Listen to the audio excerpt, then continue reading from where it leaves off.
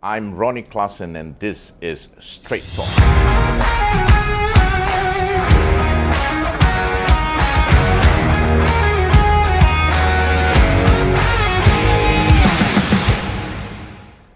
Hello Malaysia, good afternoon.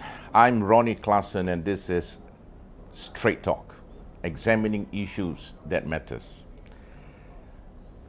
Infrastructure, the infrastructure industry, all right, in Sabah in particular, all right, more related towards road constructions, our road conditions basically has been the talk about issue in Sabah.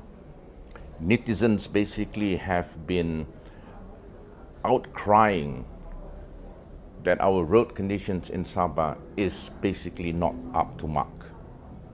We examine as to why this is happening basically here in Sabah.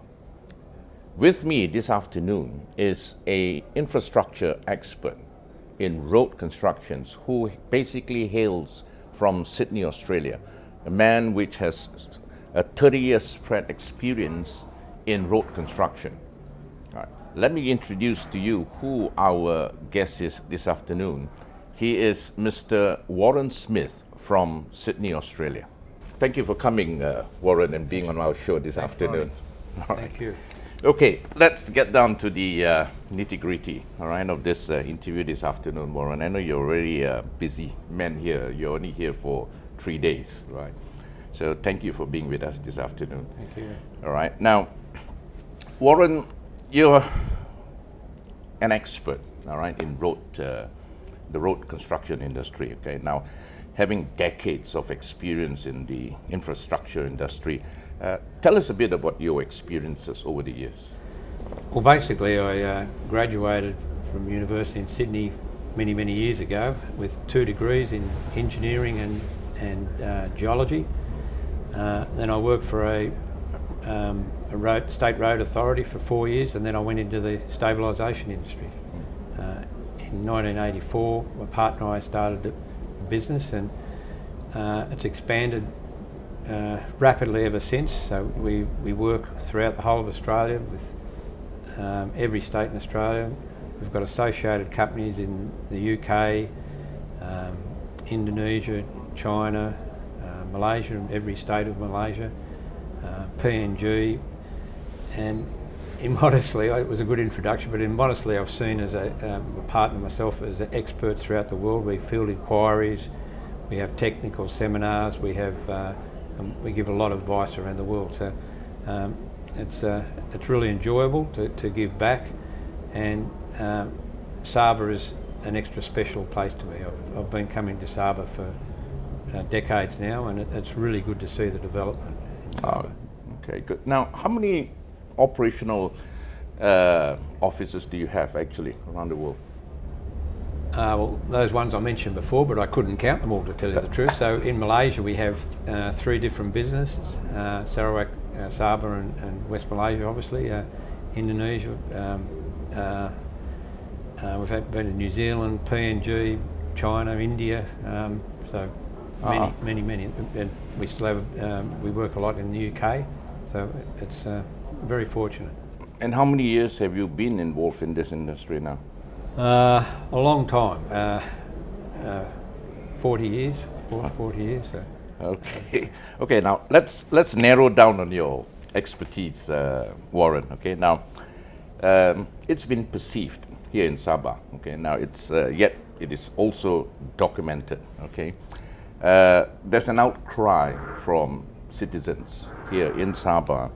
All right, be it in the urban or rural areas in the state. Okay, now our road conditions, all right, appear to be quite bad. All right, complaints has been coming over and over again over the last couple of years. You know that our road conditions are bad. You know, potholes, road erosions, roads that are not maintained properly. You know. In your expert opinion, okay, now what are the factors that contributed to this?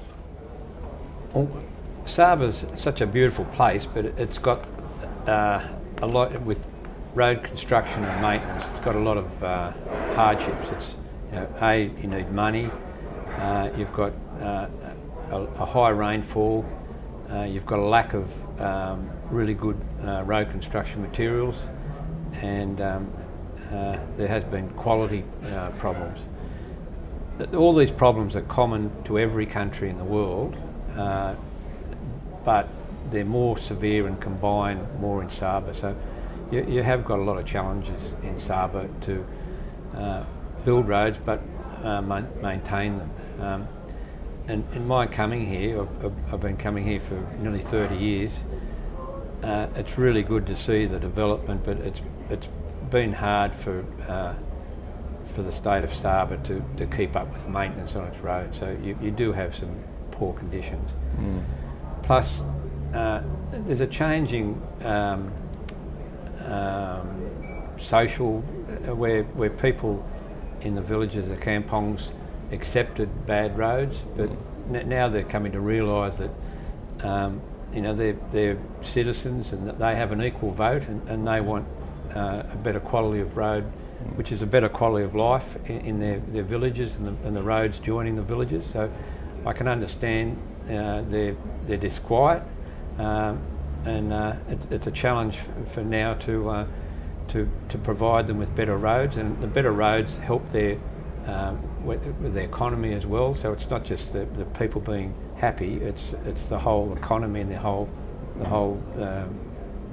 thing with the roads. So roads mean civilization. Okay, now you've done road construction basically in Peninsular Malaysia, all right, and here over here in Sabah. Okay, now if I were to compare both these two places, all right, what would be the difference in road conditions here in Sabah as in West Malaysia?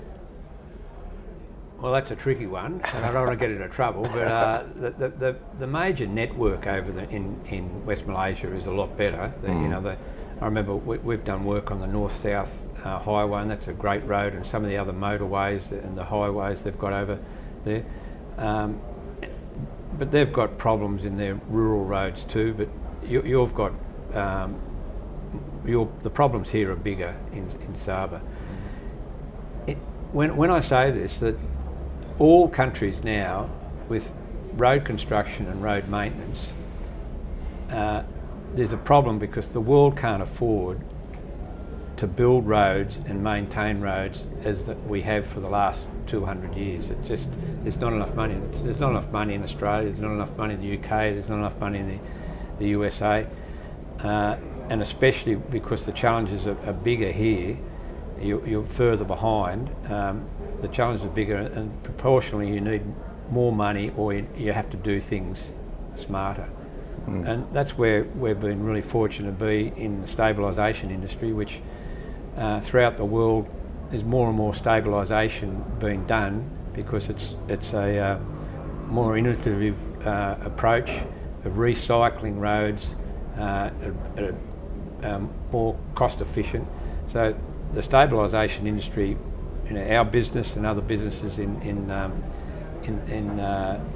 across the world, it's a sunrise industry. They're increasing at a great rate because of the great demands of maintenance of roads, and the demands in Sabah are higher than proportionally than most places. Would it be fair to say then that Sabah is 20 years behind the road system in Peninsular Malaysia?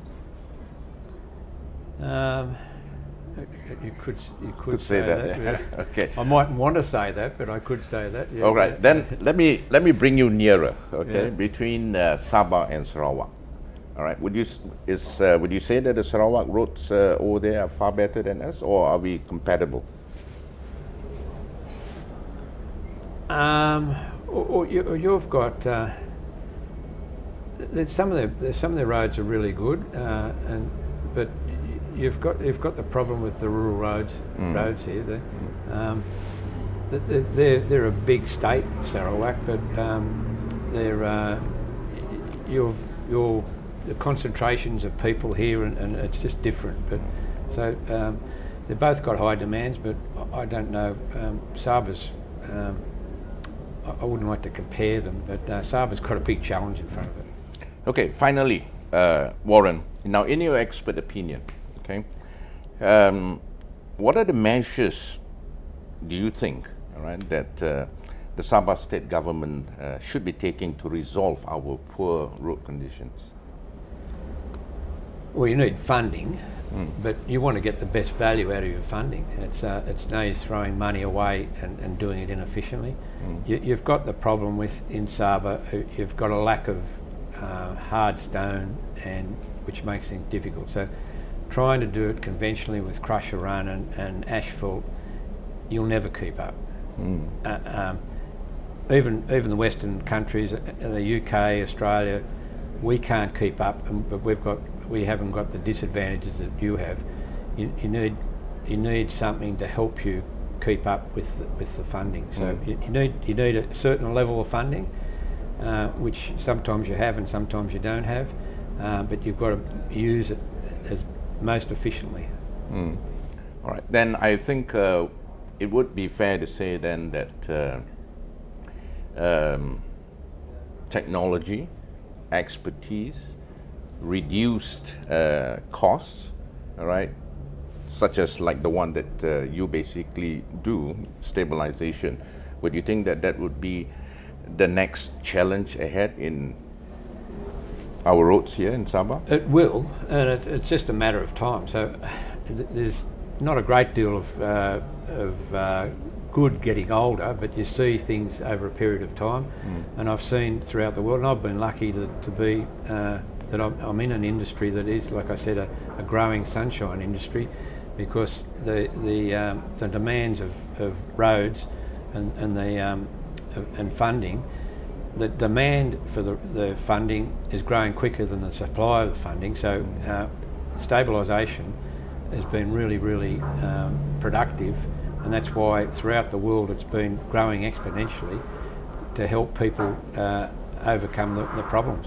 And Sabah's an extra special place because it means you can recycle local materials and not rely on hard stone resources, which are finite resources, and Sabah hasn't got enough anyway. You just don't have enough good hard stone. So might sound biased, but stabilisation to help get road networks up to standard and to maintain them has been successful around the world, and it's starting to have a presence in Sabah, and it'll be a benefit to the government, the funding agencies, the ratepayers, the taxpayers, and the people in the future. So it's really only a matter of time. It'll happen, but it will happen. It will happen, but the quicker it happens, obviously better for people like myself, but it's better for the people. You know, the people deserve better roads. Right. Okay. Warren, thank you so much for being with me this afternoon. You know, it was an invigorating chat having you here with me this afternoon, and hopefully with the sharing that you have transmitted across to us, you know, that we could use that expertise of yours in the near future.